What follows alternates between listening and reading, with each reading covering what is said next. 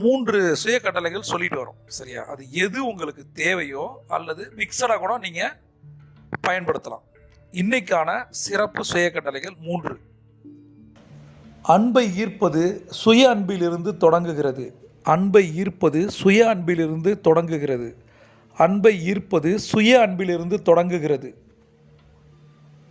நான் அன்பிற்கு தகுதியானவன்.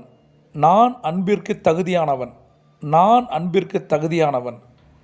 நான் ஒரு நல்ல மனிதன், அன்பிற்கு தகுதியானவன். நான் ஒரு நல்ல மனிதன், அன்பிற்கு தகுதியானவன். நான் ஒரு நல்ல மனிதன், அன்பிற்கு தகுதியானவன்.